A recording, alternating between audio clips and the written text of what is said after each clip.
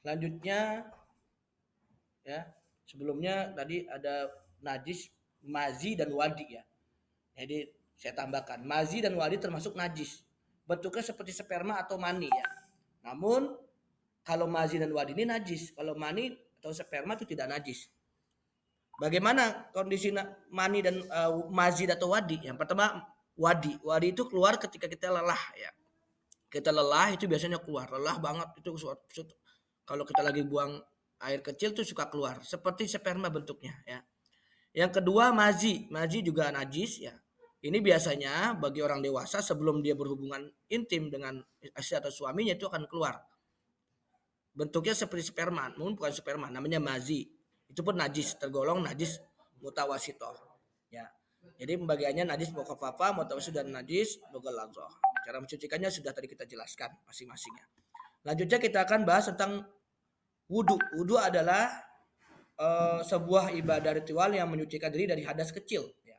Dalam Al-Quran surah Al-Maidah ayat 6, mari kita baca bersama-sama. A'udzu billahi minasyaitonir rajim.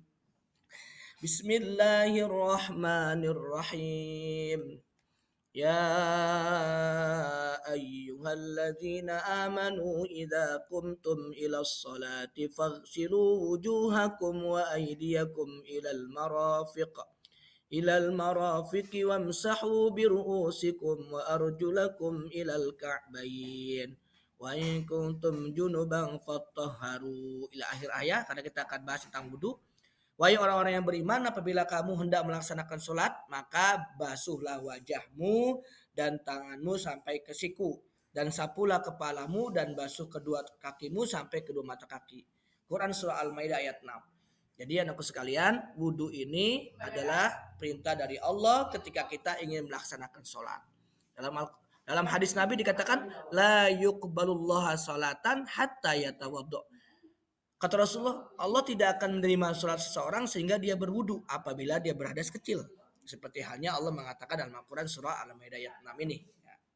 Jadi wudu adalah sebuah ibadah ritual untuk menyucikan diri dari hadas kecil dan dengan cara dengan menggunakan air yang suci dan mensucikan. Ya. Nah, hukum berwudu. Ya. Hukumnya wajib apabila kita ingin sholat. Apabila kita ingin tawaf di seputar Ka'bah, apabila kita ingin menyentuh dan membawa Al-Quran, nah ini wajib berwudu. Sunnah apabila hendak yang pertama mengulangi wudu untuk tiap sholat. Sunnah ya. Kalau kita belum batal, wudu lagi sunnah. Menyentuh kitab-kitab syariah seperti kita kitab tafsir, kita menyentuh kitab tafsir, hadis, ya, akidah, fikih dan lainnya. Ketika kita akan tidur, sunnah. Sebelum mandi wajib kita sunnah. Ketika kita marah, ya sunnah tuh kita berwudu. Insya Allah marahnya hilang.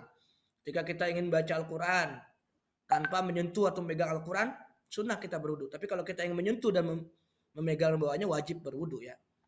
Ketika kita melantunkan azan dan iqamah, sunnah tuh. Ketika ingin zikir, khutbah, ziarah ke makam, nah sunnah berwudu. Ini sunnah ya. Ya. Rukun wudu. Yang pertama niat, yang kedua membasuh muka, yang ketiga membasuh kedua tangan sampai siku, yang ketiga mengusap bagian kepala, yang keempat kelima membasuh kedua belah kaki sampai mata kaki, yang keenam tertib. Jadi ada 6 ya rukun wudu. Ini yang wajib dikerjakan ketika berwudu.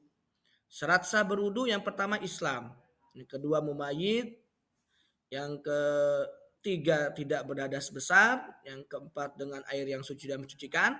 Air suci mencucikan ada 7 ya. Sebut air mutlak. Yang pertama air hujan. Tolong diperhatikan nih anakku sekalian. Yang kedua ya air mata air ya. Yang ketiga air laut, yang keempat air sungai, yang kelima air kolam, yang keenam air es, yang ketujuh air salju. Nah ini 7 macam ini yang mutlak, yang boleh, yang sah digunakan untuk berwudu. Ya. Air kelapa tidak termasuk ya, walaupun dia suci tapi tidak mensucikan. Ya. Tuh, tolong diingat-ingat kembali ya. Ada 7 macam. Selanjutnya sunnah-sunnah wudu.